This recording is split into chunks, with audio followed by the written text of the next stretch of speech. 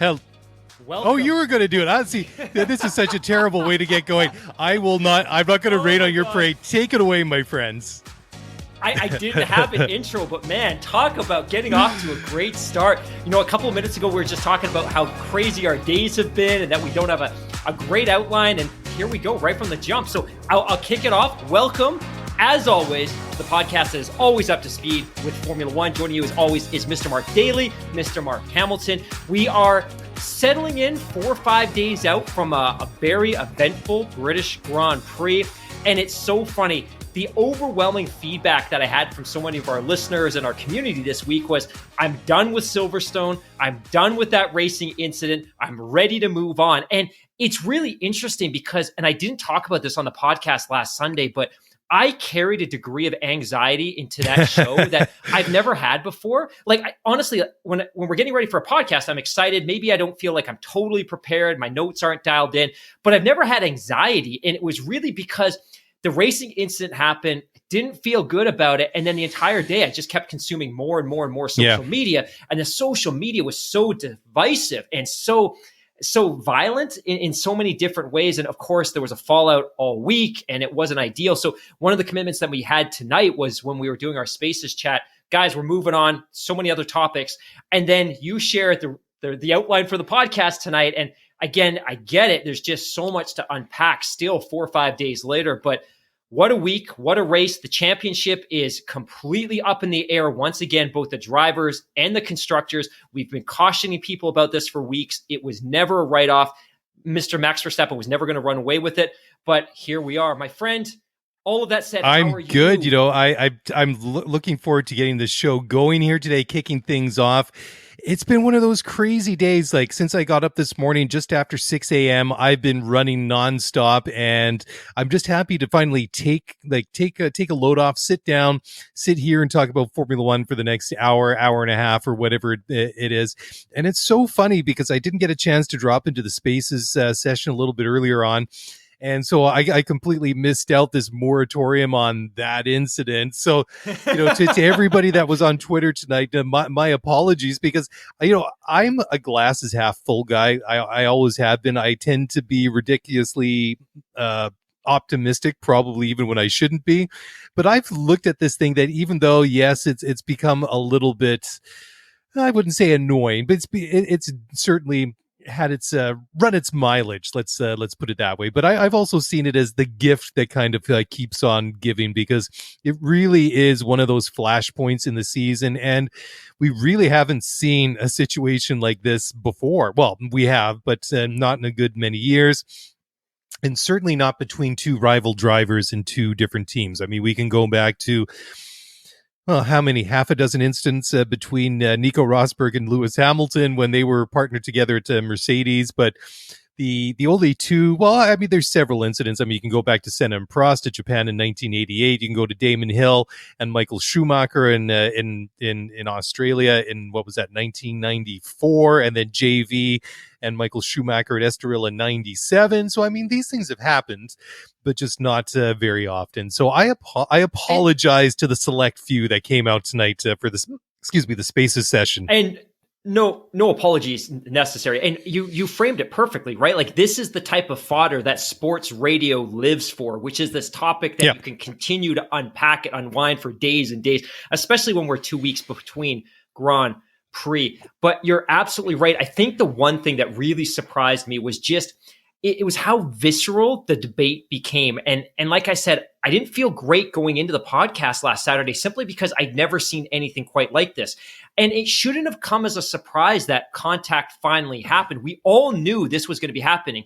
We've been talking about it in the Spaces chats. We've been talking about it on Twitter. You and I have been talking about it on the show for months now, that if you have two very, very competitive drivers that are battling for a championship, this is eventually going to come. This is just the outcome of racing. I think what was surprising was ultimately the knock-on downstream effects of that contact, which we're going to get into tonight. And I think we'll take it in a pretty moderate, level-headed kind of way. We're not going to get super combative or I would say violent ourselves in terms of our rhetoric, but definitely some stuff here that we probably want to unpack. One other comment I'll make real quick, just because I am a super Drake nerd. Drake dropped a new track about 36 minutes ago. Thank you to my good friend Parsa for dropping me a line reminding me of that. So Sweet. If you are a hip hop fan, if you are a music fan, there's some new Drake out there to keep you going until he finally drops Certified Lover Boy, which it'll happen. Just like, I think that's a great comparison, because we know it's going to happen, just like we do that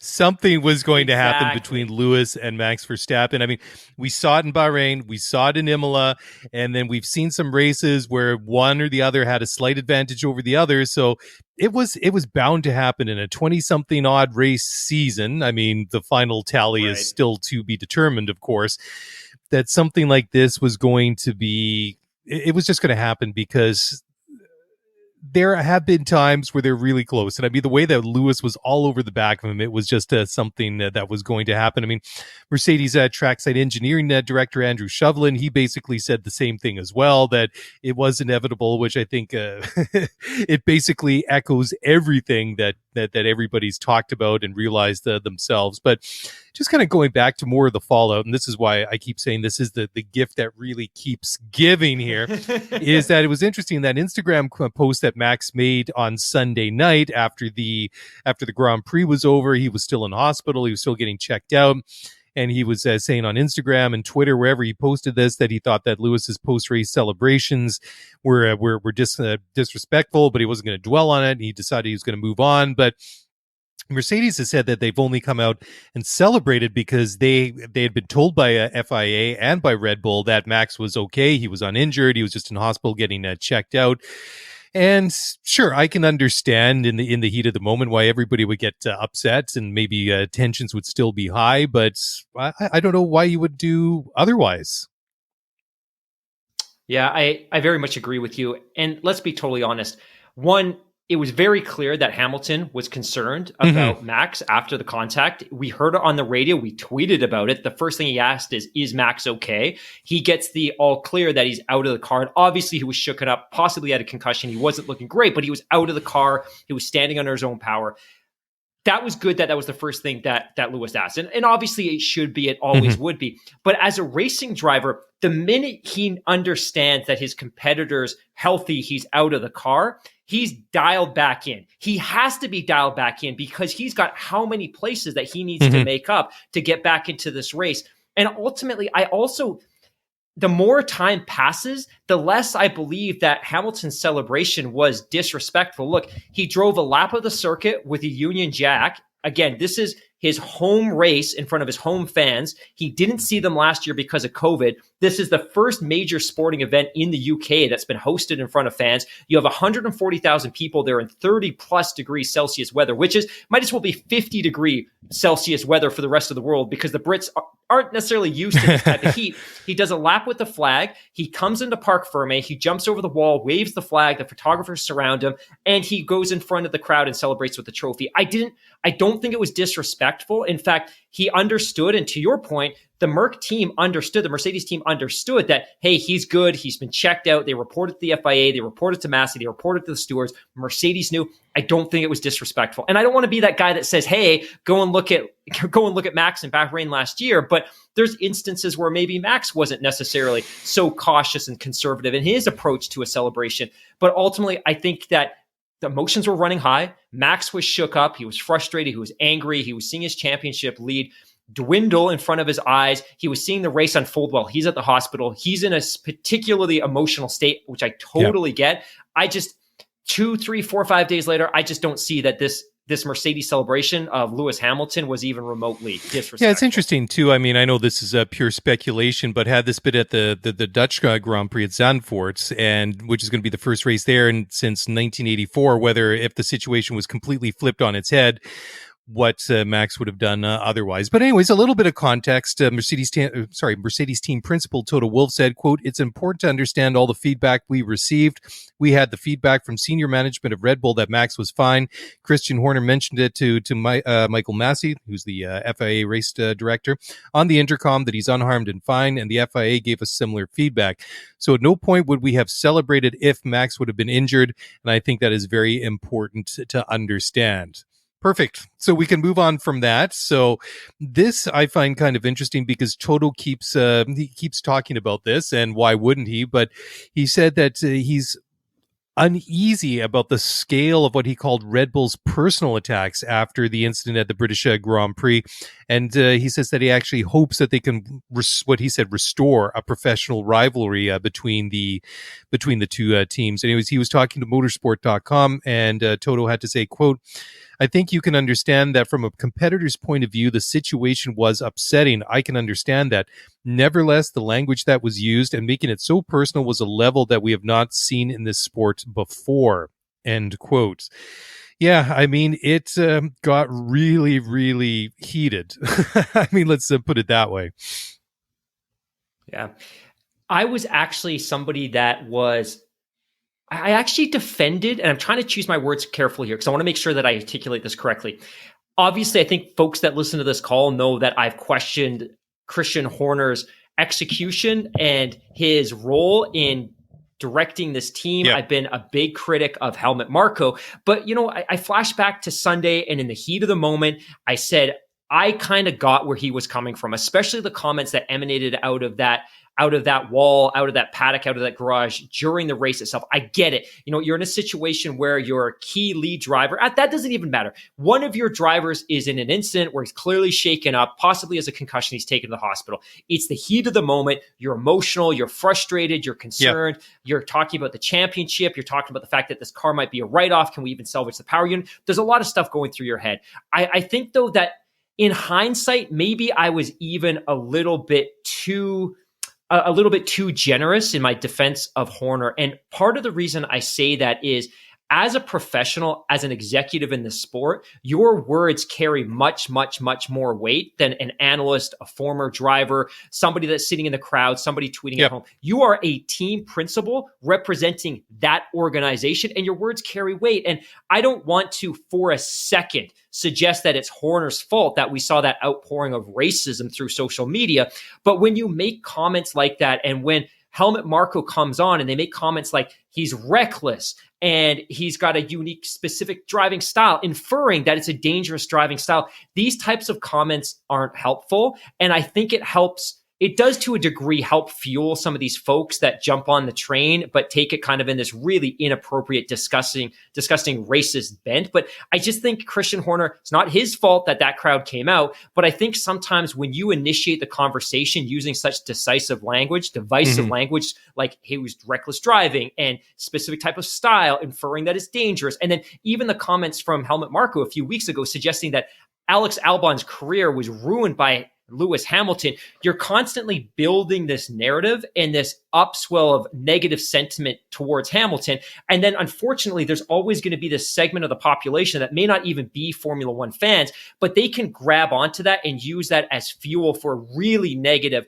unproductive rhetoric that was unfortunately directed at Lewis both that day and throughout the course of the week. And one of the things I'd seen as well is there's this, and again, it may not be significant, but this movement within the fans that are going to be attending at Zandvoort that, hey, we should be bringing tomatoes and throwing tomatoes at Lewis, and all this really negative, really unfortunate rhetoric that I don't historically associate with Formula One. And I just think for Christian Horner, you have to understand, and to Helmut Marko as well, that your words carry weight. And it's one thing for a TV analyst to say, hey, Mazepin's a reckless driver. You know what? I get it. It's an analyst. But when you're an executive of a team talking about a 7 times world champion who has never been criticized for dangerous, reckless driving, that's pretty unproductive territory to be walking into with these types of comments, regardless of how emotional you are. Yeah, I mean, Toto even addressed it. He's kind of drawn a line underneath it now. He said, quote, I think once the emotions are down, we will try to restore our professional relationship for the sake of Formula One.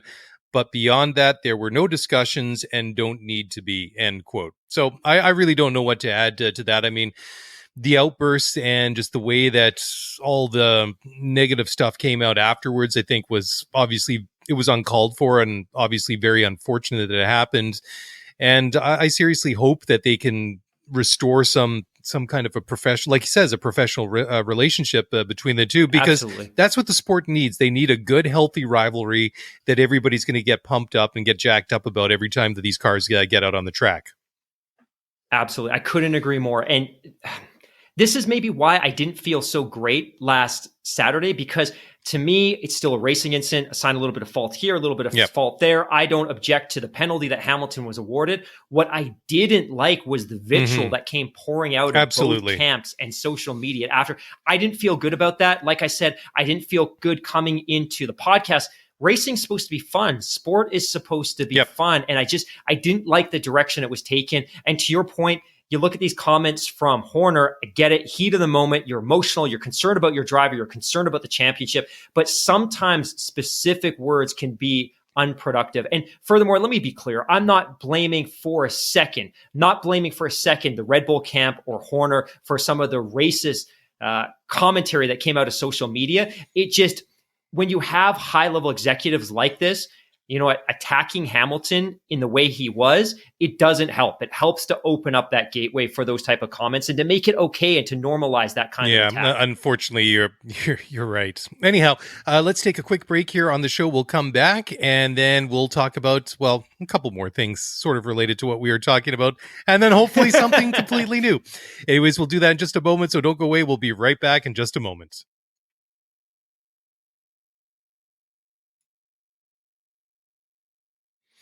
Okay, everybody, welcome back to the show. Mark and Mark, Daly and Hamilton, here on a very busy Thursday night. I was going to say January. Gosh, it feels like it could be January, the way that the year's been going, not by the weather, just by the pace and the snowballing effect of the year. Anyways, it is July 22nd, 2021. It is the middle of the summer in the Northern Hemisphere. The weather has been glorious here on the west coast of British Columbia. It has, I mean, after that insane heat dome almost a month ago, 3.5 weeks ago, the weather's been actually pretty glorious. I mean, we could do with a little bit of rain, which seems ironic and counterintuitive to come from the mouth of a person that lives in a city that gets about 275 days of rain a year or something like that. But anyways, weather. 275? I know, I'm being... It's a lot higher than that. At least it feels like that. And I saw a story today, and I don't know that this is necessarily true, but I saw a story that we've 37 days since we've had rain throughout the BC Lower Mainland, which is apparently a record, but it feels like it's been a while since we've had a wash of rain in our neighborhood. It does feel parched out there. Anyways, let's, there are a couple of things I just want to sort of tidy up when we, to go on, or before we can move on about this, because there's a couple more comments I want to talk about. And this whole thing about team principals lobbying the stewards in real time during the race and stuff like that. Totally. Excuse me. I'm getting so excited. I'm choking on my words here. Anyways, Toto Wolff, the Mercedes team principal, he stepped up. He's backed his driver. He's backed his guy. And he said that Lewis Hamilton is the opposite of a dirty F1 driver, which I think echoes what we've been saying. And again, we're not trying to come off as Hamilton apologists, but I think you just have to take a look objectively at the body of work that Lewis Hamilton has done in Formula One during his career. And I don't really think that there's any other way that you can look at this. I think that he tried to race Max hard. I think he missed the apex of the corner. I think he went in too fast, and maybe it was a little bit misguided. And well, hey, it was racing, and sometimes these things happen in racing. And yeah, it was unfortunate for Max. It was unfortunate for Red Bull. I mean, it flipped the championship on its head, but at the end of the day, I went back because I think I said on the show on Sunday night that I immediately messaged you when I was watching the race that, I'm putting that 100% on Lewis. But over the course of time, as I settled down and the adrenaline kind of, boiled away a little bit, and I looked at it objectively, I realized that it was a little bit more nuanced than that. I mean, certainly he takes the proportion of the blame going into that, but yeah, I just don't know how you can disagree or even take that stance that Lewis Hamilton is a dirty driver. It does not compute.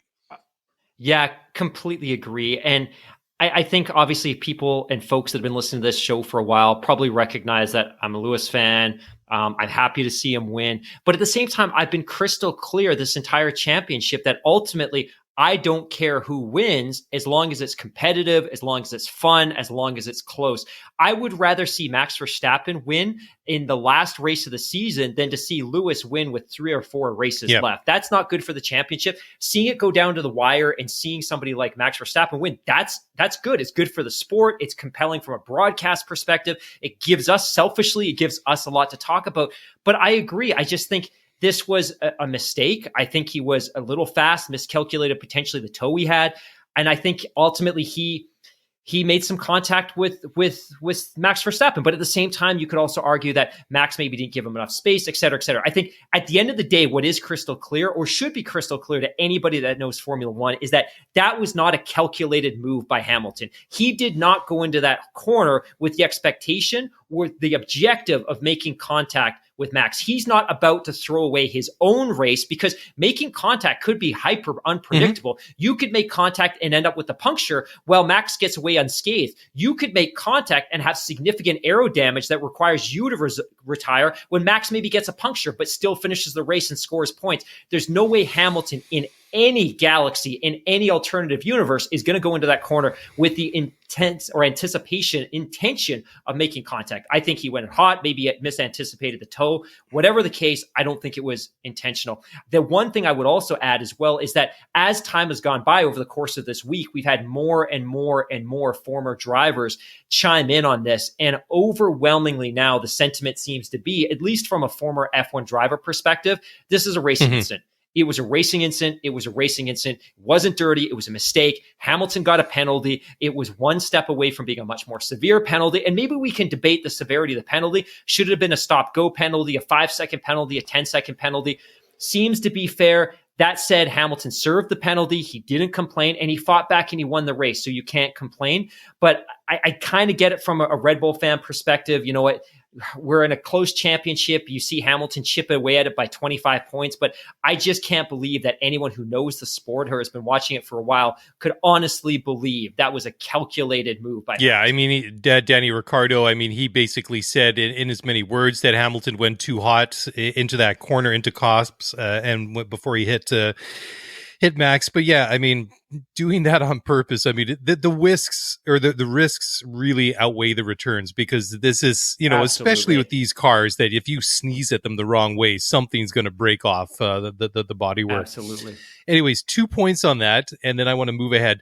Number one, Sure. the people that have been getting in touch with us over the past, 2-3 races or whatever, since Max has been opening up that gap, and I don't want to say that they've maybe tuned out, but there was definitely a little bit of concern that maybe he might start to walk away with that championship. I hope that maybe that this is reinvigorated, maybe re-engaged some of these people that maybe we're starting to wonder if this might be over in a couple of races. So that has definitely hit that reset button. And then also, if we've gotten a show and a half of material out of this now, I'm just wondering what the hell are the DTS guys going to do when season 4 comes out next spring? Oh my gosh. Oh my gosh. So I actually made notes of that. I can't believe I didn't bring this up. This last race was absolute fodder for Drive to Survive. The whole Netflix crew, the box, because I believe it's produced by Box to Box Films. That's right. They must just be salivating at the storylines that they can unwind by this. And I don't know how much crew they had there. I'm sure it was pretty significant regardless, just because of the fact that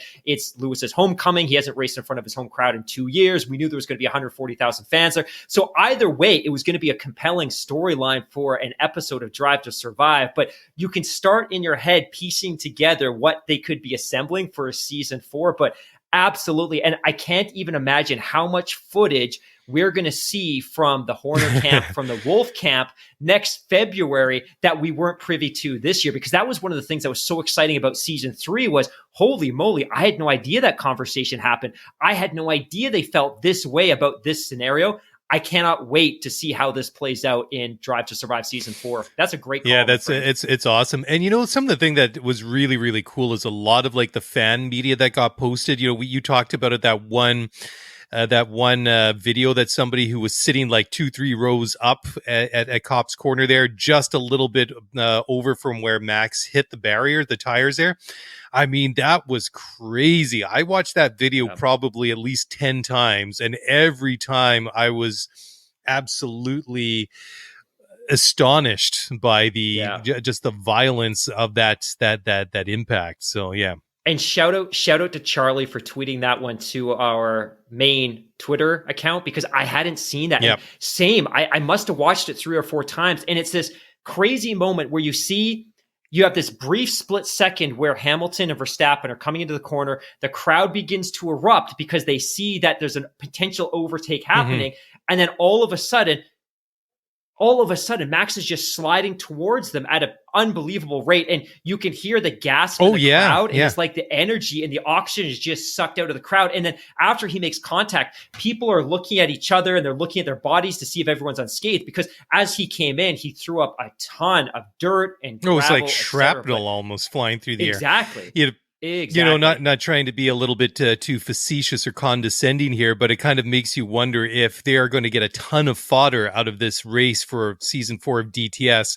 Makes you wonder if Max Verstappen's want to maybe get off the fence and get involved with this show, or for season 4, because he is basically the only driver that does not participate in Drive to Survive at the moment. What a great point. And that's not something I'd considered. So for those of you at home that are maybe wondering why you didn't see a lot of Max in season 1, season 2, season 3, it's because he's opted to sit out. He doesn't participate. But ultimately, this could be problematic in terms of shaping the narrative for season 4, which is obviously the Mercedes team, Toto, Lewis, are actively involved in interviews and sharing footage and just generally being involved and engaging with the process of Drive to Survive. Max has made the decision not to. Christian Horner is clearly involved. Oh yeah, he's very into it. Oh, he loves it, man. But in terms of shaping the storyline and the narrative, if you're giving access to Lewis and to Toto, and they're sharing their comments and their feedback and their thoughts and being interviewed, and Max opts to sit out, it changes the narrative. So it'll also be interesting to see how Box to Box Films and Netflix are able to share the story and share this journey next season if Max doesn't participate, because you're really talking about somebody that's operating in isolation. Whereas when you're talking about Lewis, he's sitting in front of you addressing those questions on camera. I think that they did a really good job back in 2018 when they came out with season 1, because the two protagonists that year were Ferrari and Mercedes, and neither of those teams took part. So any footage you saw of Lewis Hamilton, Sebastian Vettel, Valtteri Bottas, or Kimi Räikkönen, or anybody involved with those teams was just a stock footage, and they kind of spliced it in here or there. But I think they did a remarkable job to kind of work around that. But it was pretty obvious, totally, but it really did add something for seasons 2 and 3, that you had the full cooperation of Mercedes, full cooperation of Ferrari. But then again, as now Formula One has kind of evolved and Ferrari's kind of dropped off a little bit, and Red Bull's been on the ascendancy in the last season and a bit, and now they're the main contender, the main rival to Mercedes. It is a bit interesting that, Max is consciously going out of his way not to participate. So yeah, it makes you wonder if he'll want to get involved.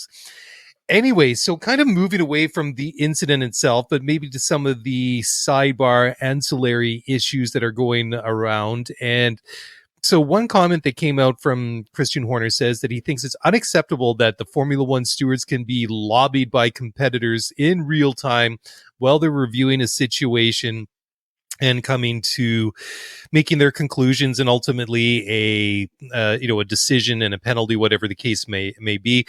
And he was very angry and upset the way that Toto Wolff was able to speak to the stewards while they were deliberating what to do regarding that incident between the crash between Lewis and Max Verstappen last weekend. And then Wolff was actually advised over the team radio by Michael Massey, the F1 race director, to go and actually speak to the stewards. So Horner actually got off his butt, got off the pit wall, went down to the steward's office himself to make sure that Red Bull's interest, his views, and their perspective was not ignored. So anyways, Horner had to say the following, quote, "I saw Toto, who was lobbying the stewards, and I heard he was going there to do it. So I went to make sure that our view was represented. Yep. I don't think that it's right that team principals should be able to go and lobby the stewards. That should be locked away, or they should be locked away so that they are not influenced. For me, it was unacceptable that he had gone up to lobby the stewards. I wanted to make sure that there was a balanced opinion given rather than trying to influence pressure on the stewards to make a menial sentence," end quote. And again, I mean, not taking Christian's or Red Bull's side specifically, but just from, an objective point of view, then I guess I'm kind of taking his side because I'm going to agree with him. But I mean, you shouldn't be able in any sport to be able to lobby the officials. I mean, should you, like, as a basketball player in the NBA, be able to lobby the referee because you don't agree with a foul? Or, in the NFL, did he have was he inbounds or out of bounds when he caught that pass? Did he cross the plane of the goal line? Whatever the case may be. Soccer, was that a penalty? Was that, whatever the case may be. It's hard enough for the men and women that are charged to officiate these sports at any level, but especially the higher the level it gets, and the faster and the quicker and everything that it moves, and the stakes and the money and everything, the prestige that becomes involved, it just becomes a little bit odious if people from one side or another, and I'm not going to really put Toto on blast. I mean, Horner's already done that. He did what I think was the right thing to do. If you're Red Bull, I mean, if you see your rival down there, get out there, get in the room as well, and make your voice heard. But, I think he has a very, very valid point here. I completely agree. I actually totally agree with Christian Horner in this case, which is one, the stewards have to have the opportunity to function in isolation. Mm-hmm. And I'll put you on blast a little bit here because you made that great comment about the NBA referees. Clearly, and I'm just joking here, but clearly you've never watched an NBA game because 90% of an NBA broadcast is LeBron, Kyle Lowry, Chris Paul aggressively lobbying the referees. And again, I'm a fan of all of those players. I wish they didn't do it, and I don't like to see it. But this is a very close proximity to that, which is, in this case, Toto Wolff went to the steward's office, opened the door, and started lobbying them in real time. This is like compromising a crime scene. Like, they need the opportunity to effectively digest and process the evidence in front of them. Now, you made a great point as well, which is ultimately Michael Massey sent him to the stewards. And I think the context here is pretty important, that he sent them. I think he sent Toto to the stewards out of frustration, because we joke so much about the fact that Toto was hammering him with emails, probably sliding into his DMs, calling him on WhatsApp, Telegram, Viber, whatever means possible. He was trying to get his message through to Michael Massey. And I think Massey, in a flippant, frustrated way, says, "You know what? Damn it, Toto, just go see the stewards." And he probably regretted it the minute he said it. Of course, Toto, whoosh, straight to the stewards. Christian Horner hears, well, I need to be there to provide a balanced approach to this. Whoosh, he's in the office. I don't know why I'm making sound effects, but then he's in the office with the stewards. And the other complicated part of this too is that even post-race, when he was being challenged on this, Michael Massey said, no, it's totally okay. They need to be able to have the conversation. And then he quickly backtracked. Oh yeah, totally. Yeah. The FIA, the stewards, Formula One, they realized that, hey, this isn't a good look. It's a really bad look if they're able to penetrate that steward's office. So hopefully, to your point, going forward, we're going to be able to allow those stewards to operate with full integrity. Because I think the worst thing that you would want is a scenario where a driver is clearly at fault, a team principal is able to get into the office, get in their ears, and there's no penalty. Because then all of a sudden, the entire integrity of the race is thrown into question because the team principals are so effectively able to lobby. So I totally agree with Christian Horner on this one. The other piece, too, is Michael Massey got a ton of negative press and criticism in terms of how he managed this race. And for those of you that don't know, he replaced Charlie. He was close friends with him unexpectedly because of Charlie's death in late 2018, 2019. Had to tell the Ram. He ran the 2019 season, 2020 hit. It was COVID. This year's COVID. Like, he's had a rough go of it himself, but he got some serious bad press and some heat for the way that this race was ultimately handled. And it wasn't necessarily undue. I think he's ultimately in a tough position, but I do agree with Christian Horner. But some of this stuff is common sense stuff, right? And I mean, we've talked about it. We're talking about it now, and we talked about it, after Austria. So, yeah, I mean, it is not an easy job, but certainly there's definite room for improvement. Let's put it that way. I would just add one final thing, is that if any good came out of this whole situation, it is that eternally we have the Toto Wolff email meme that will live on forever. And maybe all of this was worth it because we have a great new meme to share on Instagram, Twitter, and Reddit for the rest of time. Just before we slide into a break here, Mark, you're talking about like the whole thing, like the emails to Michael from Toto and the DMs and the WhatsApp. I would love to see like screenshots of like their WhatsApp conversations, like, dude, bro, what the fuck? Did you see that bleep? I'd love to see. I don't think that Toto would necessarily stoop to the level of like animated GIFs. That's right. I mean, I don't think I would hope that Toto's a little bit more mature in his WhatsApp conversations that you and I are when we're messaging each other back and forth, but totally. It would be kind of funny to see nonetheless. Anyways, let's try and drag this conversation up a notch or two, and we'll do so just on the other side of a quick break, so don't go away. We'll be right back after a word from our sponsors.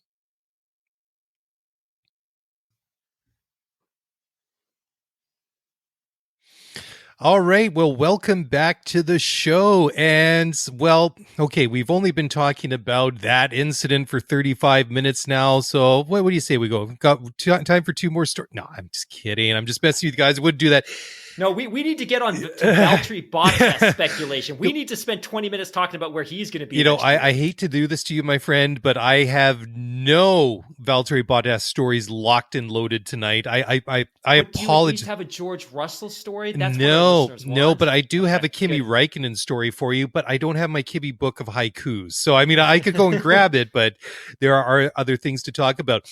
One of the things that I really enjoyed about last weekend, and unfortunately sort of kind of maybe got pushed to the side a little bit, was the whole major concept, the whole concept of the sprint races. And I mean, we talked about it on Sunday, but it really became like an asterisk for the entire weekend. It became a little footnote, and we only really talked about it very briefly. But it's interesting. McLaren team principal Andreas Seidel said that he's glad and he's happy that they did try out the sprint format at Silverstone, but he believes that the format should be reserved for specific circuits only. Now, I'm going to take that at face value, because obviously Andreas Seidel is obviously a little bit more experienced on trackside and in motorsport than I am. But for me, from this side of the screen, let's put it that way, looking at it from a fan's point of view, I'd say it's almost a little bit too early to tell. I mean, I don't think sprint racing would obviously, or the sprint format would work at, say, Monaco, for example. But I'm sure that, and I love the concept that you came up with the majors. You pick 3-4 races a year, maybe the USA, maybe Great Britain, maybe Japan, wherever it is, kind of spread them out so you have it one geographic region wherever the calendar is. But it's kind of interesting to hear that. But I really enjoyed the format. It made obviously for a very, very busy weekend of viewing, and just in general to schedule in. I mean, from a positive point of view, I mean, it was cool to be able to go on Friday night and sit down and watch the qualifying session, then have the sprint race on Saturday, and then have the Grand Prix on Sunday. My own take was I still liked the way that they had the qualifying on Friday, how it seeded everything for the sprint race. I thought that the sprint race being approximately 1/3 full race distance, I think was about perfect. And you could tell after a while that they weren't going to push it too much further to save the machinery and maybe risk any incidents on track. And I think that they have to find that sort of sweet spot, because kind of give them the opportunity to go out there and do something on the track. But after a while, they are going to try and protect the cars as well. But I think overall, I came away with a very positive view of the experience, and I'm eager to see it again. And Monza is going to be the next one up, so it can't come soon enough. Absolutely. And I totally agree with your comment a couple of moments ago about the fact that we probably didn't serve this experience with the coverage it deserved in our most recent podcast. Yeah, it's like weird. It's like really, something more noteworthy happened last weekend. Yeah. And shame on us, because that was something I was actually really excited to talk about. Same. I was eager for your opinion. It didn't happen. So when I saw you built out the agenda and the outline for today's show, I was really excited to see that you tacked this one on. But I love the format. I'm not suggesting it's perfect. I've kind of flip-flopped back and forth in terms of, ultimately, should pole be awarded for Friday? Should it be awarded for Saturday? Should more championship points be awarded on Saturday versus less? Like, I think there's still some opportunity to have a conversation, but as a concept, I love it, and I totally get it from a business perspective. And like I said before, I saw that tweet where somebody had tweeted like, "Guys, don't you understand? Formula is only doing this to sell more tickets and get more eyeballs on the TV." I'm like, of course, yes, that's why the whole this point. entire sport exists. Of course, that's what they're trying to do. And I'll be totally honest, I tuned in to Formula One live on Friday. If I watch free practice, I'm sure as hell not watching it live, and I'm probably watching a highlight package late Friday night before I go to bed. I'm not tuning in live. And the other thing I'll share, and you've been to a ton of Formula One races as well, nobody is at the track on Friday. Unless they buy the 4-day pass and they're super devoted, there's nobody. It's a kind of smattering of people within the grandstand. So for Silverstone to have 100,000 people there on Friday night, that's incremental ticket sales. That's gate revenue that they wouldn't otherwise have had. And we don't necessarily know what the global TV audience or the numbers were for Friday and Saturday because the networks typically don't break those out. They typically just break out the Grand Prix on Sunday. I tuned into all of it, and I don't necessarily know that I would have. I tuned in live. And again, I'm afraid I'm always worried that I have coworkers and peers and superiors listen to this podcast. But on the Friday, I was also excited that the qualifying session was Friday night in the UK, which meant that it was the morning our time. So I was actually able to watch at least Q3 live. In fact, I actually had a meeting and shared my screen with my coworkers as I devilishly grinned on this podcast, but they thoroughly enjoyed watching Q3 with me. So I love the format. It's not perfect. I hope they continue to refine it. I also really do love the idea that this event, this format should be reserved for some of your premium tracks, your premium events. Silverstone, it's a perfect fit. Monza, it's a perfect fit. I would suggest Coda would be a great fit as well. Now, I had somebody slide me a DM earlier today, and they'd asked very specifically that their name not be mentioned on air. They're indicating that it will absolutely be either Coda or Abu Dhabi that is going to feature the next sprint qualifying weekend. So I would presume it's probably going to be Coda, but the reason they're suggesting possibly Abu Dhabi is because if the championship is close, they kind of want to create a super compelling mega weekend to kind of close the season. But my sense at this point is it's probably going to be Coda, and I'm totally cool with that because I think it's a great track that will really function well for this format. But yeah, totally. I love the weekend. Not perfect. I'm excited to see how it continues to evolve. Well, I have to admit that I went into the weekend, I wouldn't say with a little bit of skepticism. I'd say it was a little bit of trepidation, a little bit of reservation, just because of that really botched up attempt to try and change the qualifying format 4 or 5 years ago, whenever it was, and they abandoned it after only 2 or 3 races and went back to the traditional final stand. Yeah, exactly. I mean, yeah, we don't really need to rehash it, but it was a miserable failure. So I was a little bit more positive about this, but I was guarded in my expectations because it's one thing to come out with these plans and then see how it comes off in reality. But I think it went pretty good. So I'm looking forward to see it again at Monza, several weeks from now. And then, yeah, I mean, I think it's a good call to maybe just hold out for the time being and see how the championship develops, and then decide to do either at Coda or at Abu Dhabi.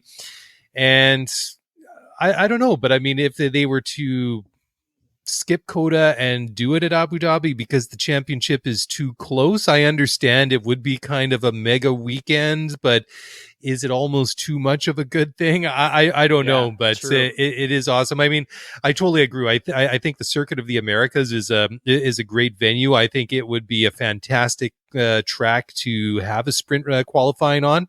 So I definitely see the logic and the desire to do it there. All right, I'm just pulling up something. So the Formula One this week, actually earlier today, has they just confirmed that Monza is going to be the next sprint qualifying. I may have blown that. No, it's all good. No, but I mean they've just released the schedule, so I mean they've basically come out to what's going to happen. So we're going to have an 18 lap sprint race, and it's going to start at 4:30 p.m. on Saturday. They expect it to run about 30 minutes, so it'll be done by about 5 p.m. local time, and then Sunday's Grand Prix is going to go with 3 p.m. Local time. So it's kind of cool.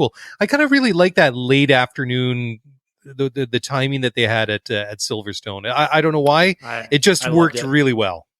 I loved it. One of the other thoughts I had, and I don't know if I've shared this before, one of the other things that I think really works well with sprint qualifying is it's a really tight, concise, digestible package. You're talking about an event that's less than 30 minutes. It's basically the length of a sitcom.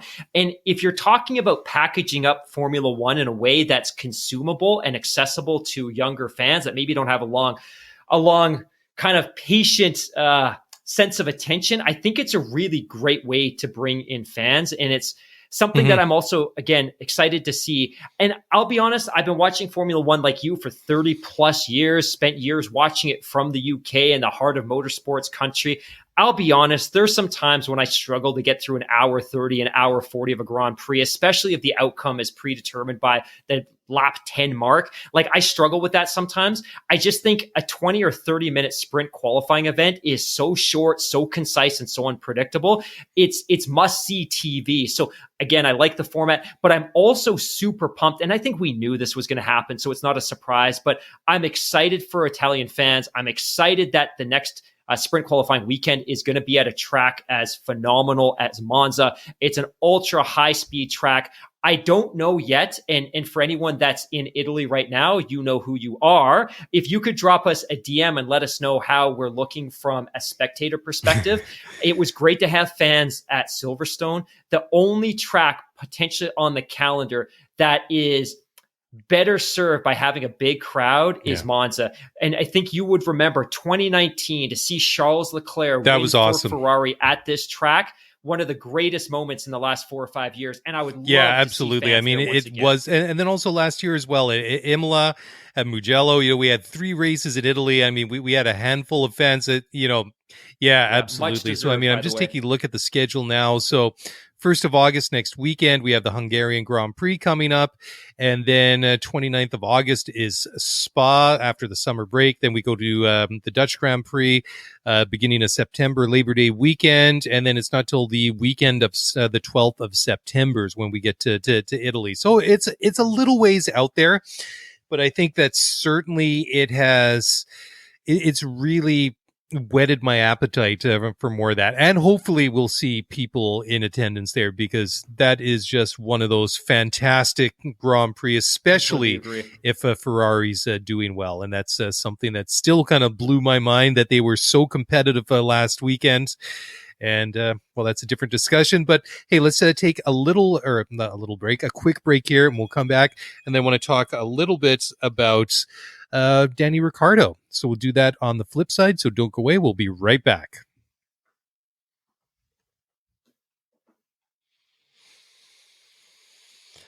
All right. Well, welcome back to the show, everybody. And we've actually burned through a lot of these stories a lot quicker than I had expected, which is all good, which is great, because we got some good messages and some emails to discuss as well. Now, Danny Ricciardo. Now, this is a guy I feel particularly bad for. I'm not surprised to hear him say that he's beyond the past point of frustration with the struggles, with the problems he's had at McLaren this year. And he's just said that he's finally accepted that it's a part of life, and it's going to be an ongoing challenge going forward. And it's frustrating. I think that is the perfect word that he's used, because I think we've seen most guys that have switched teams settle in and kind of find the sweet spot. I mean, Fernando's doing well at Alpine. Even Seb seems to have found a nice point, or a good place to be at Aston Martin. Carlos Sainz has been pretty good for Ferrari, and you can keep going on and on about some of these other drivers. But Ricciardo, I mean, considering how long he's been in Formula One, considering the record that he has, that I'm still surprised that he's just hasn't been able to figure it out. Anyways, Danny Ricc had to say the following. And that was, quote, "It is still definitely at times frustrating, but I'm probably past the point of being frustrated. I think now it's kind of a reality that I'm still needing to find some more and just be at one with the car. That's probably the best way to put it. So I guess it's not going to be anything new for me now. I know I'm aware that it's probably going to be a process.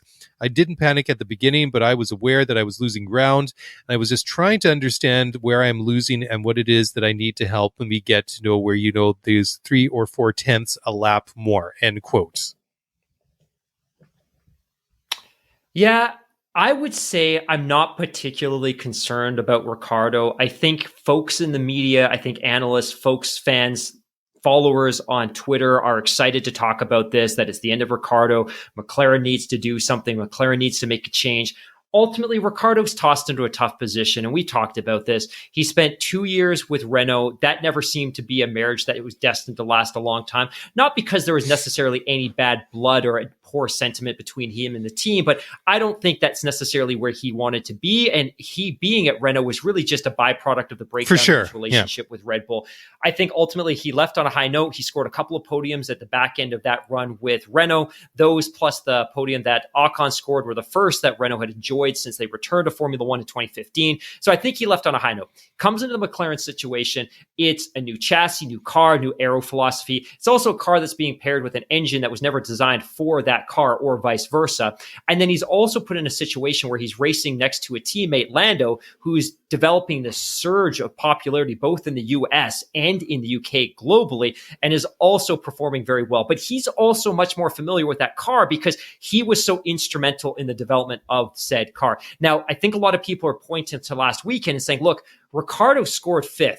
He had a great points finish. He was 1 spot behind Lando Norris. But when you look closer, the truth is in the pudding. Now, I don't know that that's an expression, but what I mean by that is he finishes 42 seconds off of Hamilton, but he's still 14 seconds behind Lando. So again, great job. He's deep in the points. Probably a big confidence builder for him.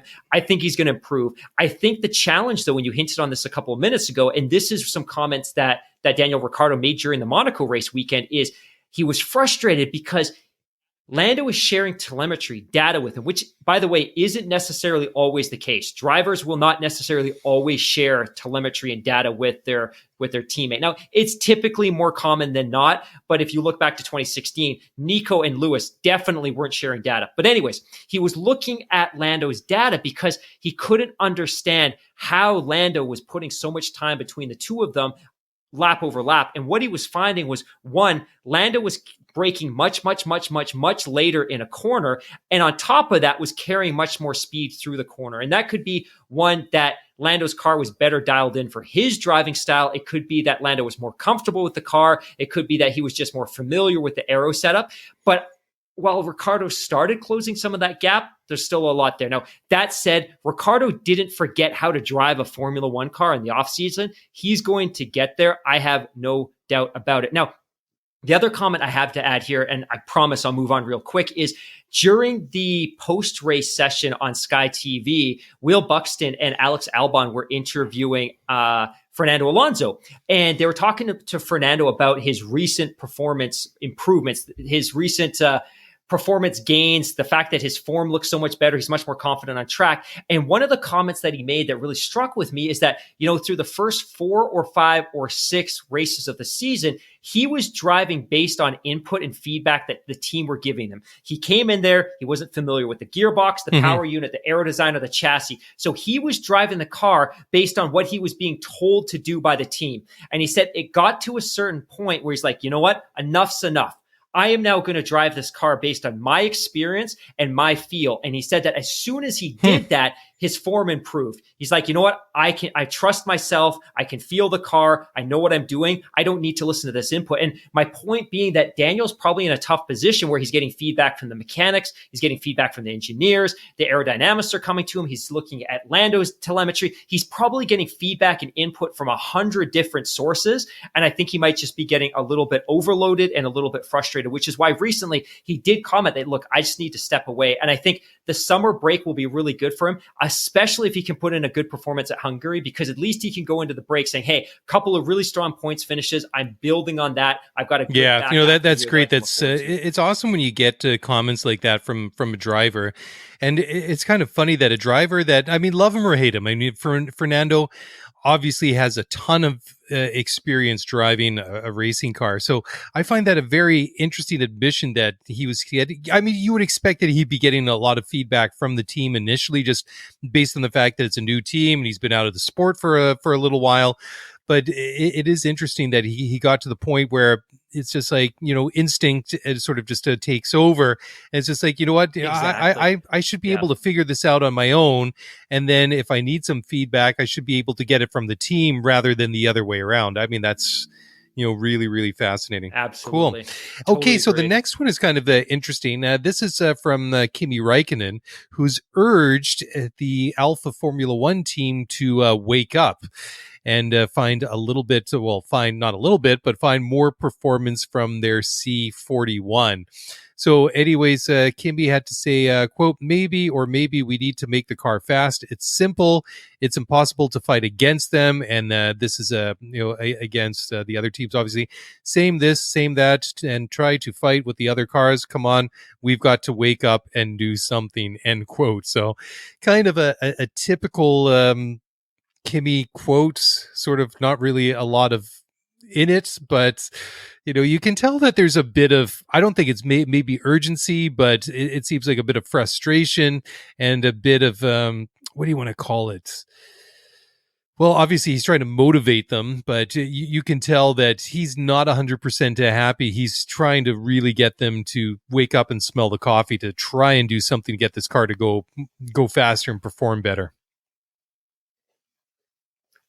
It's funny that you bring this story up because this is a hot button issue with the Spaces group historically. Not so much his performance this year, because I'm not necessarily sure that people were expecting a whole lot out of Alfa Romeo, although potentially Alfa Romeo could be one of those teams that benefits from the changes to the technical regulations going into 2022. But my assumption was that they were better last year than they were this year. And my comment instinctively was going to be like, look, their performance has actually weakened. But if you actually look back at their performance last year, you know what, Kimi Räikkönen, he's been in the points once this year with a 10th place finish. He didn't get into the points last year until the 9th race when he scored a 9th place finish. He had 2 9th place finishes last year. He was only in the points twice. He finished with 4 points overall. Giovinazzi had 2 10th place finishes, a 9th place finish. He scored 4 points. So really, from a trajectory perspective, they're relatively on par. They're basically performing the same way they did last year, which is a little bit disappointing. Now, last year, obviously, they were saddled with that problematic Ferrari power unit. And by problematic, I mean, obviously, they were suffering in the same way that Ferrari was, because they were rocking the same Ferrari power unit in 2019. So the penalty applied to Ferrari was equally as problematic and challenging for them. But ultimately, they've made 0 strides forward this year. Now, I know they're not providing any more upgrades to this car, and whatever upgrades they brought this year were pretty limited. But I kind of get it from his perspective that they're seemingly just treading water, and you don't seem to hear a lot from that organization in terms of ambitions. And ultimately, it could be that they're in very much the same position as Haas, and they just haven't openly acknowledged that, hey, look, this year's a write-off. It is what it is. We're not going to score a ton of points. We're not going to cash in a bunch of championship money. We're putting all of our resources towards 2022. And Haas was criticized a little bit for that earlier this year when they made that admission that, hey, we're not going to invest in this car. We're all in on 2022. Our resources are limited. And as much as Alfa Romeo has this big glamorous banner attached to it, and has some backing from Ferrari, it's still ultimately run by the Sauber Motorsports Group, which isn't exactly a rich resource lavished organization to begin with. But I would agree that I'm a little bit disappointed with their performance this year, just in the sense that they've developed the car in no meaningful way. Now, maybe you can disabuse me of this point of view, or maybe you want to agree with me, but do you think that perhaps that my expectations of Alfa Romeo have maybe been inflated a little bit more than they should be, based on the success that Charles Leclerc had with them in his rookie season before he was snapped up by Ferrari? Because let's be honest, he was doing things with the C38 or whatever that car was that he probably should not have been doing. I mean, he's just obviously a phenomenal driver. And I think that has maybe colored my expectations of what was Sauber Alfa Romeo then and now is Alfa Romeo Racing. I think that it's maybe unfairly biased my expectations of what I think that they should be doing. I've never made that consideration. And I was lucky enough that I could actually see Charles drive live for for Sauber. And back in 2018, it was still Alfa Romeo Sauber before they kind of more deeply entrenched that Alfa Romeo branding. But I actually did see him race for Alfa Romeo. And you're absolutely right. Like, if you look at his performance that season, he finished 13th in the championship. He had 1, 2, 5, 6, 7. He had 10 points finishes, finished the championship with 39 points. And I think at that time, like, hey, that seems like it's a good performance for a rookie. But in the context of what we're seeing out of Kimi and Giovinazzi right now, that may have been a Herculean performance, ultimately, that he was able to drag, like you said, that C38 to those types of points finishes. And maybe we didn't give him enough credit for what he was doing with that car. And maybe Ferrari did see that, which is why they were so quick to bring him up to. Well, did he not also stick that car in Q3 a couple of times as well? I mean, the delta between... Yeah. I mean, the delta between himself and his teammate then, Marcus Ericsson, who's doing pretty good in IndyCar now, is it was night and day. I mean, they were in completely different leagues. But yeah, it was funny. I'd never actually made the connection, but as you were talking, it just sort of all of a sudden popped into my mind. And just for context as well, because that's a great point with Marcus Ericsson. That season, he had 6 points finishes. He finished with 9 points to Charles Leclerc's 39. And again, Charles Leclerc being a rookie in Formula One, not familiar with the tires, the grips, or most of the track. So a pretty phenomenal finish, and clearly warranted that move. So now this is another thing that you may have to correct me on here, because unfortunately I don't follow every twist and turn of Marcus Ericsson's motor racing career. But was that his last season, or did he stick one more year in Formula One before he moved? Yeah, so he started 14 with Caterham, 15, 16, 17 with Sauber. In 18, the team began its transition to Alfa Romeo Sauber. 2018 was absolutely his last season when he finished 17th in the championship with, like I said, 9 points. And then to your earlier point, or to your previous point, jumped in 2019 over to Aero Schmidt in Indy, and then spent the last. Gosh, that's actually gone pretty quick, because now that I think about it and kind of go back over the past couple of seasons, but time, as they say, marches on. And on that note, time for another break. And when we come back, let's jump into the mailbag. We got some great messages, some great emails this week. So we'll do that in just a moment. So don't go away. We'll be right back in just a moment. Sounds great.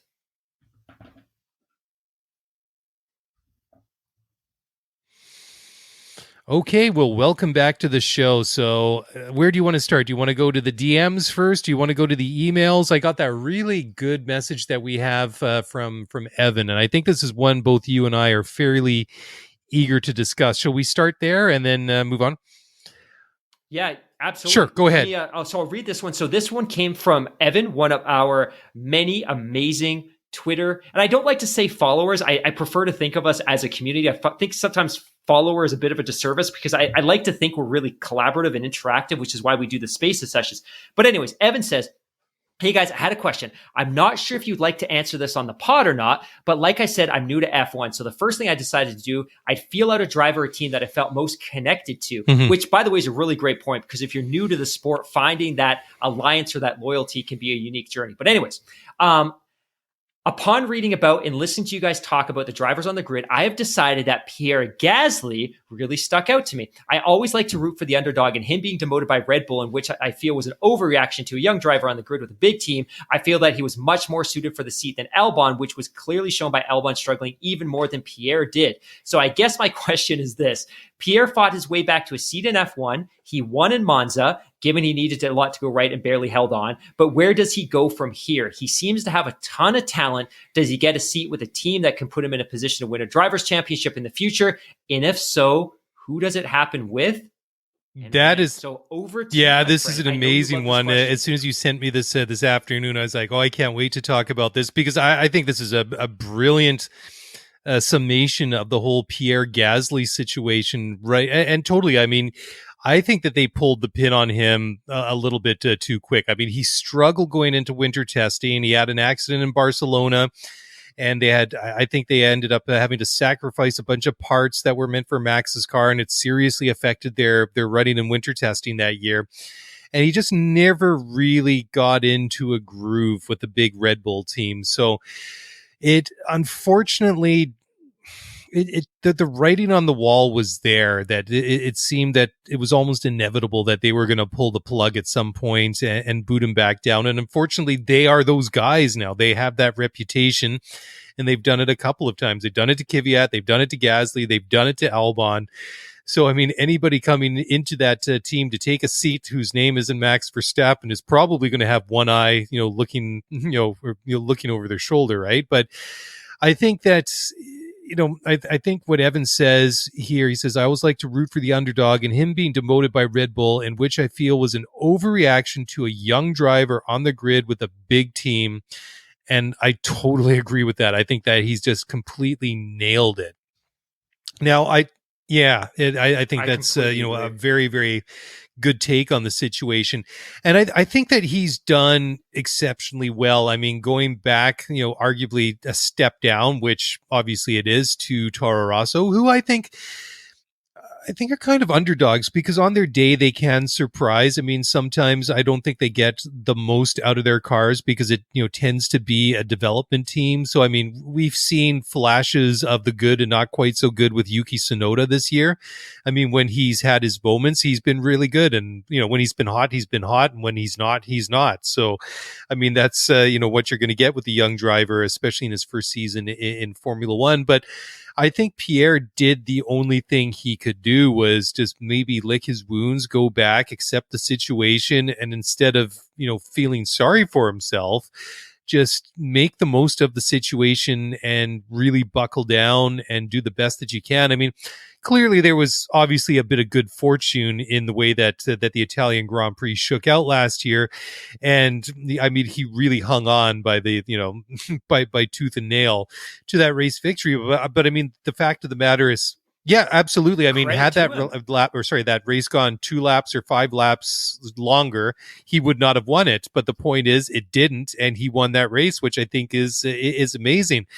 But now the $1 million question is, and Evan's asking it, is like, where does he go from here? I mean, I think he's really done a good job to reestablish himself in Formula One, but I really don't see an out for him, unfortunately, at this moment. I mean, they seem pretty comfortable with Perez. Sorry, now I'm getting myself all mixed up with Sergio Perez at Red Bull. Ferrari's obviously locked up with Carlos Sainz and Leclerc, and Mercedes is obviously a question mark, and that second seat of Valtteri Bottas, that almost seems to be earmarked for George Russell, just given the connection there. And, honestly, right, the way that I see this one shaking out is I think that his time will come, but I think he's going to have to be patient for some time yet until he gets an opportunity with Red Bull, or maybe an opportunity somewhere else. That's just the way that I see it. Yeah, and to rewind this one, and I very much agree with everything that you're saying. For those of you that aren't super familiar with Pierre's backstory, he won the GP2 championship in 2016 with Prima, which is one of the absolute premier organizations in the lower formulas. He won 4 races that year, took the championship with 219 points, managed to put in a couple of rides with Toro Rosso towards the back end of 2017, raced the entire season in 2018 with that team. I think he had 5 or 6 points finishes, scored 29 points, which isn't terrible for a rookie on the Toro Rosso team, especially given the fact that that was the first year that they'd been rocking the Honda engine as Red Bull was making that migration. For those of you that don't know, they actually moved Toro Rosso over to the power unit, the Honda power unit, a year before they moved the Red Bull team, because they wanted to get some familiarity with the engine, how it mattered with their chassis. 2019, so he spends the entire year 2018 with Toro Rosso. Like I said, 5 points finishes. 2019 gets promoted to Red Bull. So first race, he finishes 11th. He puts in a couple of points finishes. There's a retirement on Azerbaijan. Then he has 6 consecutive points finishes, including a 4th place finish at Silverstone. Finishes 14th in Germany, and then he finishes 6th in Hungary going into the summer break. Now, this is where it gets a little bit spicy, because as he's since said, and it has been quoted, going into the summer break, he was promised both by Christian Horner and Helmut Marko that his race seat was safe. And again, in reflection, looking back, that's not a bad first half of a year with Red Bull when it's a new car, it's a new power unit, it's a new engineer, it's a new aero design. It's not a bad start, but they pulled the plug super early. It created all that chaos. He gets demoted to Toro Rosso. Alex Albon gets brought up. Alex Albon is clearly not ready. And again, all of this to me is a reflection of Helmut Marko's inability to effectively manage the driver academy. So it's great. You identified Gasly as a talent. You identified Albon as a talent, Max as a talent, Daniel Ricciardo as a talent. But with the exception of Max Verstappen, you've never been able to nurture them into a position where they're in a meaningful championship battle. So shame on Helmut. Shame on Christian Horner. But ultimately, I agree. I think he should have had the opportunity to ride out the rest of that season. It would have eliminated all of the chaos and noise and friction that came throughout 2020 as we all sat here debating how long Alex Albon was going to be able to keep that seat. But to your point, I don't know where that clear next step is for him. I'd love to see him get a premier seat somewhere. I don't know where that's going to be. And I also don't know that it's necessarily the right move for him to go back to Red Bull, because I don't feel that's a team that's great at nurturing drivers. I would hate to see him go there and struggle in his first couple of races and the immense pressure that's going to come down. I don't trust that Christian Horner and Helmut Marko are going to be able to develop him further. I think the best thing for him is either to stay where he is, especially if Red Bull are going to continue to invest in that team and try to make it a competitive outfit on its own, or potentially find a race seat somewhere Yeah, else. absolutely. That's such a great question. And I was just thinking too, one other thing now, and it's escaped my mind. It seemed brilliant at the time when I was thinking about it. Oh, I know what it was. Is that he just? I mean, it was the perfect opportunity for him to go to a team like Red Bull, but the timing, it didn't work because he was coming in to replace Danny Ricciardo, which was obviously plan B for them, because right up before the Hungarian Grand Prix in 2018, they were all saying that we're just literally dotting I's and crossing T's here on a new contract extension for Danny Ricciardo. And then out of nowhere, he drops this bomb right after the Hungarian Grand Prix, right in the first week of the summer break, saying, you know what, guys, I'm done. I'm going to Renault. And they really didn't have any other options. So he's got to go in and fill those shoes, which was always going to be a tough ask of that. And unfortunately, I think that Ricciardo's legacy with Red Bull really, I think, tainted and really put Pierre Gasly under an enormous amount of pressure right from the get-go. You know, that's such a great point, and not something that I've really ever considered, that his promotion to Red Bull was a byproduct of the collapse in relationship between Christian Horner, Daniel Ricciardo, and Red Bull, right? Like, that was never anticipated. And we've talked about this before, where Daniel has since said in interviews that, look, I called Christian Horner and I said I was going to Renault, and he laughed because he didn't think it was serious. So I think after he informs Christian that he's gone, and this of course happened pretty late in the season in 2018, Christian's scrambling, and they've got this kid in the academy. He's driving for Toro Rosso. He's probably not ready, but instinctively, this is also not an organization that signs drivers from other teams. They rely on their academy. He was the next guy up, and whether he was ready or not, he had to come in and fill that seat. And again, in retrospect, looking back at that year, I still don't believe the first half of the campaign was that bad. And I think it was a visceral gut reaction to pressure in the media. They weren't in a meaningful battle for the constructors anyways. Great point. And I think that has been so overlooked, and I'm glad that you brought it up, because like, why pull the plug on a guy when you're not challenging for a drivers or constructors championship?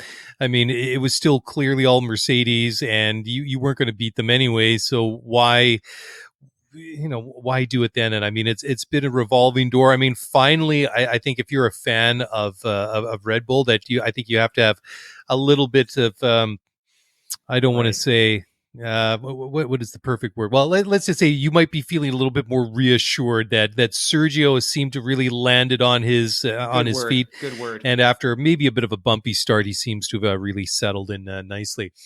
Okay, so which one next? So why don't we do Richard LeBlanc, because this kind of goes back, and his emails are always so nicely worded and thoughtfully phrased. Anyways, Richard has to say, "Hello, Mark and Mark.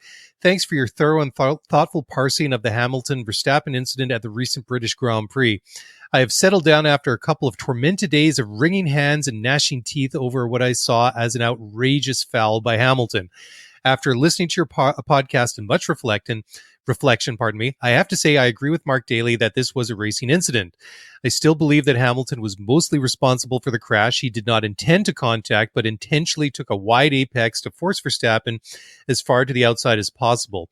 Hamilton positioned his car knowing Verstappen would either have to back off or drive off the track. When he did neither, the inevitable occurred. But to paraphrase Mr. Daly, this is racing. In fact, the episode of Cops demonstrated the very essence of racing, because car racing in these intense and frantic moments of wheel-to-wheel combat is aggressive, is violent, and potentially very, very dangerous. That is why we love it and are enthralled by it, and that is why we call it motorsport. The FIA has to balance how much they want to interfere with the driver's will to race in order to keep the sport safe. As we saw in Austria, too much interference dulls the spectacle.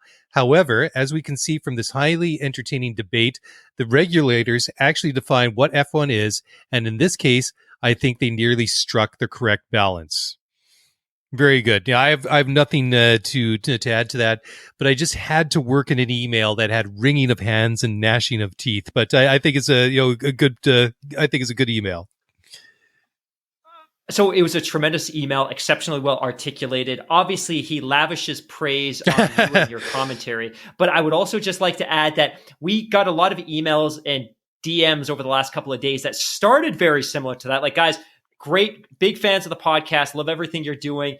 Great insight breaking down the race. ... But you're idiots and you're totally wrong. And here's a really technical explanation as to why. And again, this is fun, right? It's like, it's okay to have opinions and to not necessarily agree on everything. It's just, it was shame that it became so visceral on the weekend, like we talked about off the top. But great email, amazingly articulate, super. Yeah, and I totally love having like opposing opinions and perspectives, as long as everybody keeps it civil, which for the most part has been pretty good. I mean, our community rocks, so totally they're the best for this sort of things. Okay, so do we want to go to Diego's, or why don't we go to JJ and H-Town? We haven't heard from JJ in a while. Anyways, JJ has to say, Mark and Mark, can you guys elaborate more on the problems related to dirty air with F1 cars? Specifically, my question is, when racing behind another driver, do you want to follow closely to get in its slipstream, or should you be concerned about maintaining the air intake system of your own vehicle? Still loving the show as always. Thanks, JJ from Houston. So this is a kind of an interesting question from a couple of points of view, because are you asking this question in 2021 or are you looking ahead to 2022? But I guess the basics are going to be the same. And you're looking awfully thoughtful and ready to go. So okay. No, I'm not. I was. It's one of those moments when you're in the class and you're like, hopefully the teacher doesn't pick on me, and you're looking out the window and you're sharpening your pencil and all that other kind of stuff. But I would love Sure. Well, I think that the way that these cars are structured and built to right now is they really kick off a lot of dirty air. So the biggest problem is that this air wake behind it, the disturbance, the turbulence, really makes it difficult for the car following to get closer or follow close to the car in front of them. And if they do get closer, then they're going to pay a price in that. Of course, your brakes are going to overheat. You're going to get a lot of hot, dirty air going into your through your own intakes, into the side pods, and into your engines. You're going to suffer. Right. Your tires are going to pay a price as well. And ultimately, the longer that you stay too close to the car in front of you, and that's why you see that these guys will back off.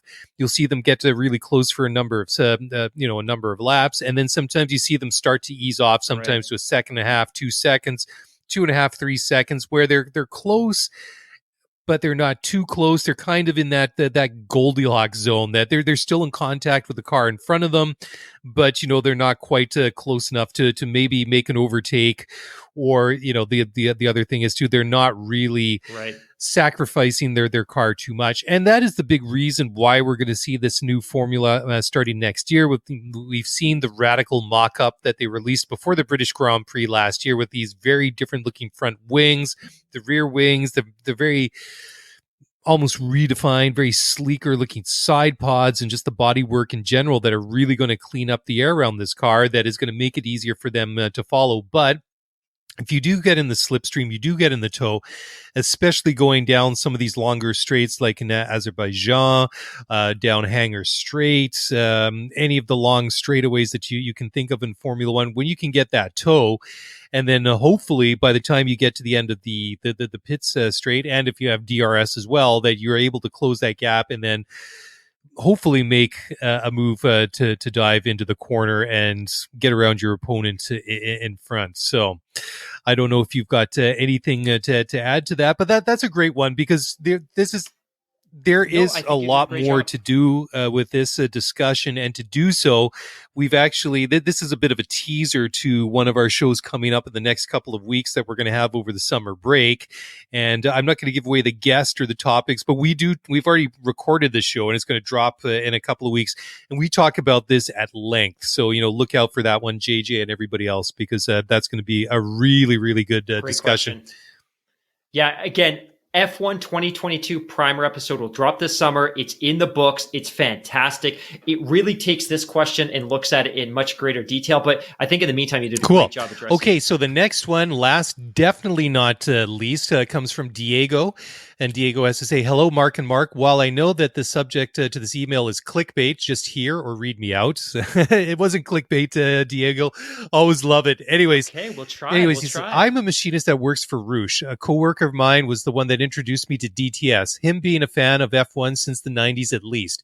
F1 has now become one of my favorite sports. Anyways, these last few days, I can't help but think that maybe there is a way for Roush as a brand to join F1. We already have a NASCAR team, sure, maybe co-owned, but that's where my idea comes in. Maybe a partnership with Haas. Haas is in a lot of need of a lot of resources and money and whatnot. This partnership it can help Roush as a branding globally. We already have our own version of Mustangs. A great relationship with Ford doesn't hurt either. Formula One is only going to grow bigger in the States. I guess the point of this email is to maybe hear your thoughts, since you guys are way more knowledgeable of what some logistics may be. I'm seriously considering making a PowerPoint to see if I can show it to our manufacturing manager and see if it goes up the ladder. Anyways, thanks for the awesome content you guys create and for being the home of Gen DTS. P.S. Don't change the intro music. So cool. Awesome. Love this email. And I was really excited when I read this one, and I started thinking about it, and who knows what Gene Haas is thinking. I still think that he's kind of sort of just keeping the seat warm. He's writing the checks, doing what he needs to do. And excuse me. And if somebody comes along with a checkbook and offers to buy the team, that he'll just sell up and move on. But I couldn't help but think that maybe this is the kind of partnership that a team like Haas might be, and or might need, because like, and I'm not going to point the finger specifically at Ford or any other American car company manufacturer and put them on blast for any success or lack thereof in Formula One, past or present or future, or maybe any reluctance to join the sport, because that's not related to any one manufacturer, to any one time frame, or any one country. I mean, we've seen some that have been more successful than others, and others have kind of come in and come out. I mean, one manufacturer for me that is what was a big disappointment was BMW. I was really excited when they came into the sport, and I was really disappointed when they pulled out and left. But I couldn't help but thinking that maybe that a partnership for Haas or a team like it with somebody like Roush is exactly what it needs. Because, I mean, let's just face it, the knowledge, the ingenuity, the expertise, and just the people involved in the automotive industry in the United States is absolutely massive. And while I don't know how feasible it is for maybe a manufacturer to get involved, I think that this is something potentially very, very exciting. And I just can't help but think, just like Diego says in his email, that maybe there's really something here that people somewhere up the chain really need to take a look at to see, is this something worth doing? I love the idea of Diego being in a position where he can put together a PowerPoint presentation and Yep. get it in front of some executives and just sell them like, hey guys, here's a potential business plan to get involved with Formula One. Talk about Formula One. The upward trajectory in the US is obviously very, very significant. Maybe a better fit for this organization, at least initially, is IndyCar, a spec racing series. But I think it's exciting to talk about what the ceiling potentially is for Formula One in the US. And we talk about the number of events. We're going to Miami. We've got a race in Austin that's becoming more and more successful by the year. We saw how quickly it sold out this year. We talk about the potential for a third race coming to the West Coast, going to the Northeast, whatever the case may be. But I think one of the things that we really need to see is a really successful US based team. Haas has been an unmitigated disaster, whether it's their partnership with Mazepan and his oligarch father, whether it was the relationship with Rich Energy, whether it's been some of the on-track issues. This organization's been a mess. I think Gene Haas is probably greatly embarrassed by what's transpired, but at the same time, he's not also been investing in it the way you need to be successful in Formula One. And part of it could be that he said, hey, look, I came into the sport. I recognize that the sport's transitioning into a cost certainty era with the cost cap. I'm just going to ride it out until we get there. I'm just going to cost control as much as I can, regardless of what the impact is from a performance perspective, from a grid perspective, from a championship perspective. I'm just going to ride it out, get to the cost cap era, and hopefully things kind of work themselves out.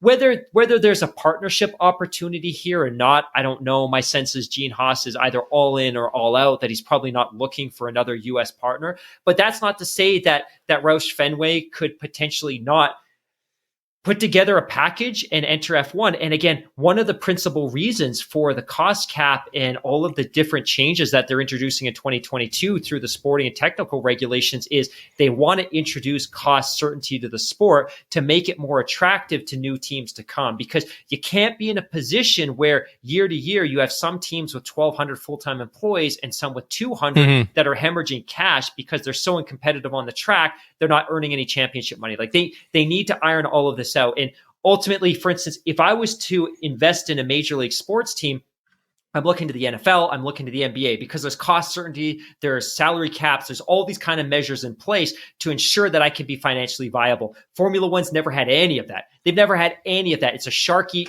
world. I don't know if that's an expression. It's a shark eat dog world. Ultimately, if you're Mercedes, Red Bull, Ferrari, you're going to be successful. But if you're a Williams or you're a Haas, it's going to be very, very, very difficult to turn around your fortunes, because you can't tank your way to a top draft pick to become competitive again.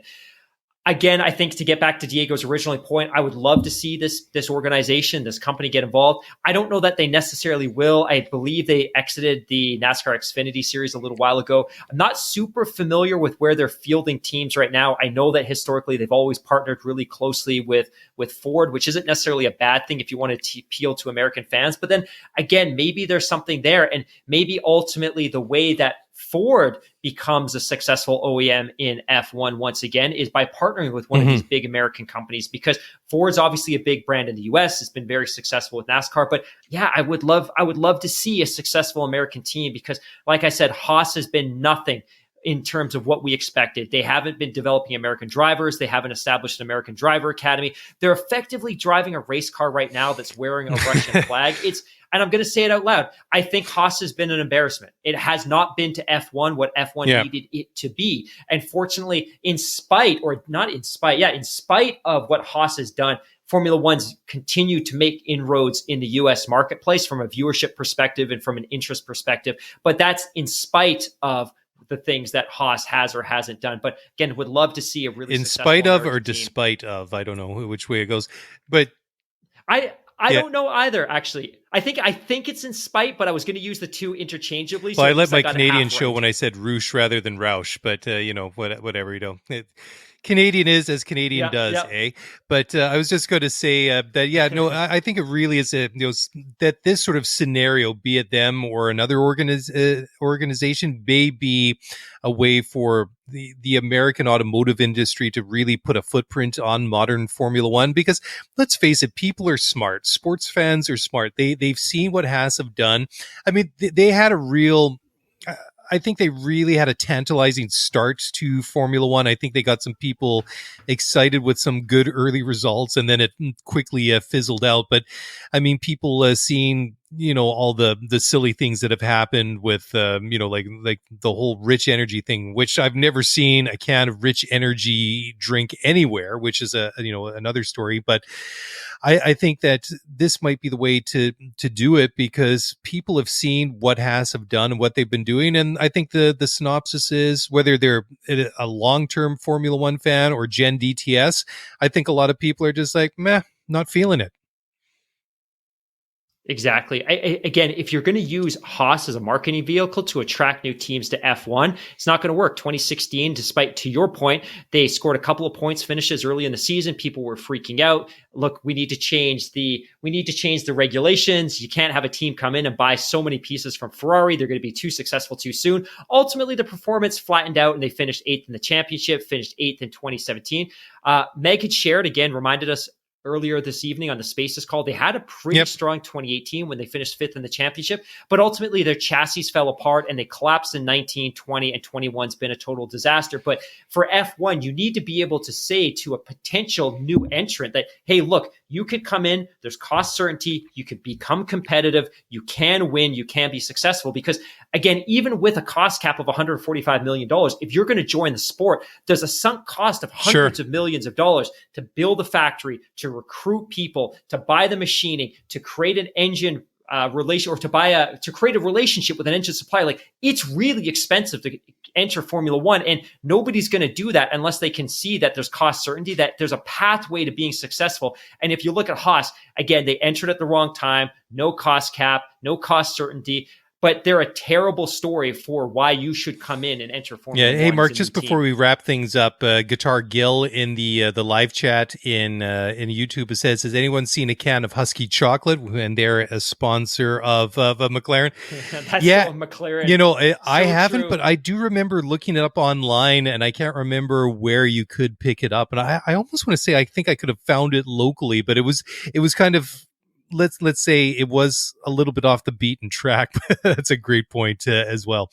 Anyways, guys, thank you all for the emails and all the messages and stuff like that. I see that we're starting to kind of come to the end of the time that we're going to spend together tonight. So we've got a lot more. And because we don't have a race this weekend, we're going to hang on to the some of these other ones. We'll talk about them when we come back on Monday night.